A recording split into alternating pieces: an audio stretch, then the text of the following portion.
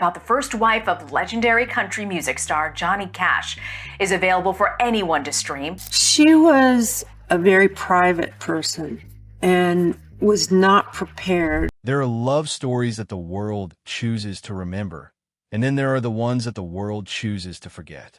For nearly half a century, the name Vivian Liberto Cash was buried beneath the glittering mythology of one of the greatest love stories in the history of American music. The world fell in love with Johnny and June. Hollywood immortalized them. Country music canonized them. And in doing so, an entire generation of fans never stopped to ask a simple, uncomfortable question. What happened to the woman who was there first? Vivian Cash was not a footnote. She was not a stepping stone. She was the woman who received hundreds of handwritten letters from a lovesick young soldier who could not stop thinking about her. She was the woman who built a home, raised 4 daughters, and sacrificed the entirety of her personal ambitions on the altar of a man's rising fame. She was the woman who watched her marriage crumble in real time while the whole world applauded the man doing the crumbling. And for decades, she said absolutely nothing. But before she died, Vivian Cash finally spoke. And what she said did not simply add a new chapter to the Johnny Cash story. It reframed the entire book. Because the truth she carried was not just about heartbreak or betrayal. It was about erasure. About what happens when a woman gives everything and history refuses to even write her name. This is that story, and it deserves to be told in full. To understand what Vivian lost, you have to understand what she had. And what she had, in the beginning, was something genuinely rare and beautiful. The year was 1951. The place was a roller skating rink in San Antonio, Texas. Vivian Liberto was a teenager from a Catholic Italian-American family, full of life and completely unaware that the awkward young airman stumbling around the rink that evening would one day become one of the most iconic figures in the history of American culture. His name was J.R. Cash, and he could barely keep himself upright on skates. But there was something about him. Something in the easy, natural way he sang along to whatever music happened to be playing. Something in the warmth behind his eyes and the nervous charm in his voice. He asked her to skate with him before the rink closed that night. She said yes, and that single moment set in motion a love story that would span years, continents, and eventually a silence so long and so heavy that it nearly swallowed Vivian whole. Within weeks of their meeting, Johnny received his orders. He was being deployed to Germany with the United States Air Force, and the brief, sweet romance that had barely had time to bloom was suddenly staring down a separation of indeterminate length. Before he left, he did something simple and quietly poetic. He found a bench and carved the words, "Johnny loves Vivian," into the wood. It was not a grand gesture. There were no cameras, no audience. Just a young man trying to leave something permanent in a world that felt increasingly uncertain. And then he wrote to her. Every single day. Over the course of nearly 3 years, Johnny Cash poured himself into letters addressed to Vivian Liberto. He wrote about loneliness and longing. He wrote about his dreams and his doubts. He told her about the music that lived inside him, the ambitions that burned quietly beneath his military uniform, and the overwhelming feeling that she was the person he was meant to build a life with. Those letters, eventually numbering in the thousands, would later form the backbone of Vivian's memoir. They were the proof she had always held in her hands. Proof that what she and Johnny shared was not imagined. It was not a minor romance that faded into irrelevance once June Carter appeared.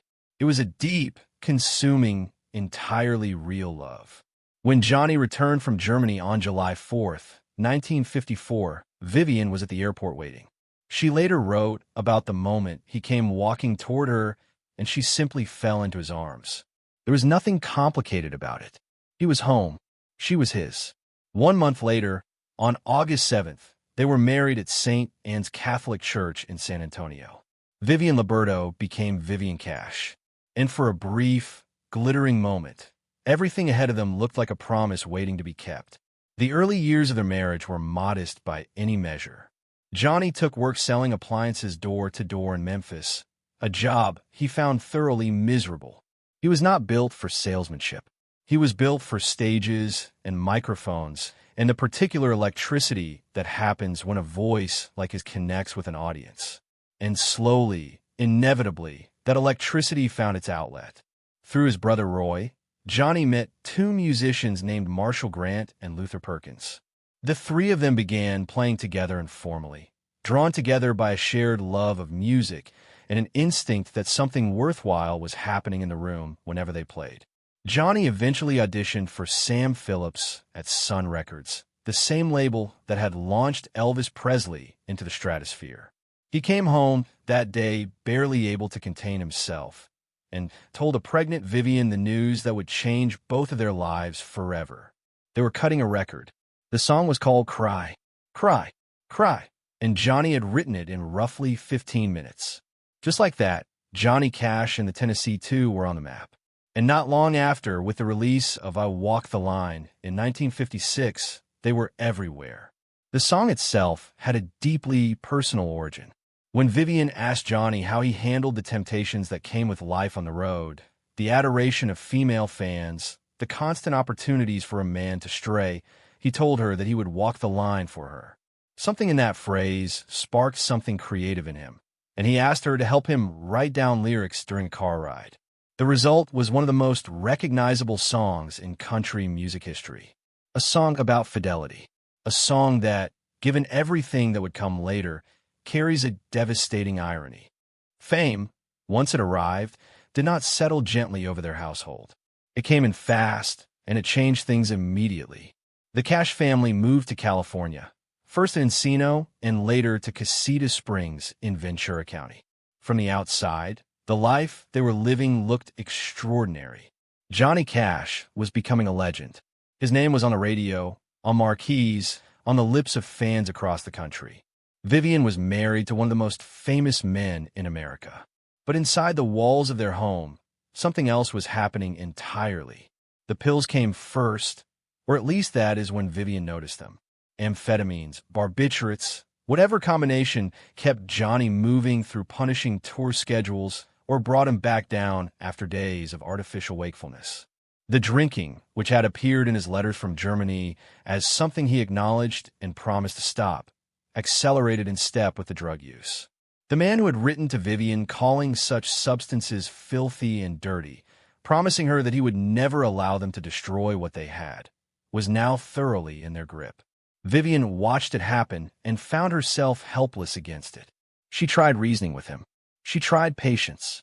She tried relocation, believing at one point that moving to a quieter, more rural setting might calm the chaos that had taken root in their marriage.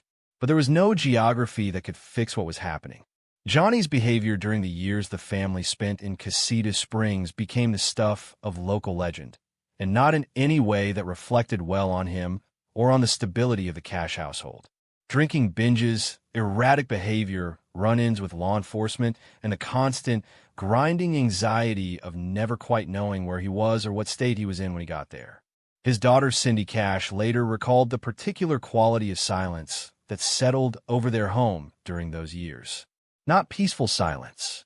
The kind of silence that a family learns to maintain because the alternative is too loud and too frightening. Vivian mastered that silence. She kept the household running, kept the girls fed and clothed, and as sheltered from the worst of it as she possibly could, and she swallowed her fear and her grief so completely that her daughters rarely saw her break.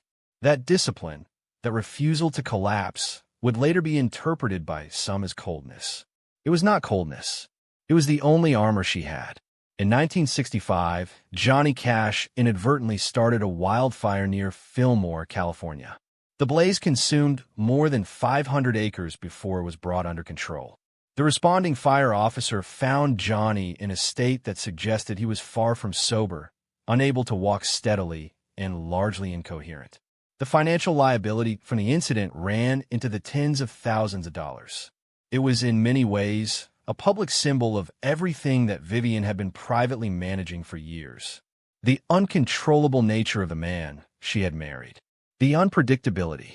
The sense that disaster was never more than one bad night away.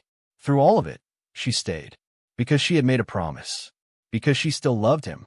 Because she kept believing the way people in impossible situations often do, that the next morning might be the one where things finally turn around. Vivian Cash later wrote that she met June Carter in 1958, and that from the very first moment, something in her recognized a threat she could not yet name or fully articulate. June was already famous in her own right, a member of the legendary Carter family, a performer of considerable charm and ability. And she was deeply intertwined with Johnny's professional world in a way that made her presence in his life impossible to avoid. For a time, Vivian pushed the feeling aside. She told herself she was being irrational. Johnny had told her he would walk the line. He had written that line into a song and performed it in front of millions of people. Surely that meant something. But the feeling did not go away. And eventually, the evidence appeared. Bills for expensive gifts, jewelry and items that Vivian had never received and could not account for. The unmistakable shape of a man whose attention had relocated, even if his body still occasionally came home. Vivian later described a direct confrontation with June Carter, a conversation that she documented in her memoir with both precision and restraint. According to what Vivian wrote, June looked at her and told her she could have Johnny, that she could call him hers. For Vivian, that moment crystallized everything. It was not simply that her husband was having an affair. It was the particular kind of boldness with which the affair was being conducted. The sense that Vivian's claim on Johnny, her history with him, her children with him, was being treated as something easily stepped around. The narrative that later developed in popular culture, largely cemented by the 2005 film Walk the Line, portrayed June Carter as the reluctant beloved, the woman who resisted Johnny's pursuit out of moral scruple and genuine uncertainty. Vivian's account offered a different perspective entirely. Those who helped Vivian write her memoir were clear that she wanted the record corrected on this specific point.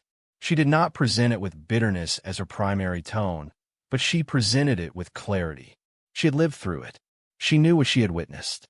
And what she witnessed did not match the fairy tale.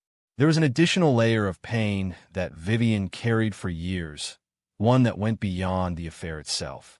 After the divorce, June Carter began giving interviews in which she spoke about caring for Johnny's daughters. For Vivian, who had spent years as the sole functioning parent in that household, managing crises and holding the family together while Johnny was absent or incapacitated, the idea that another woman was receiving public credit for raising her children was a wound that never fully healed. She had given everything, and the culture had handed the credit to someone else. By 1966, Vivian Cash had reached the end of what any person could reasonably be expected to endure. She filed for divorce. It was not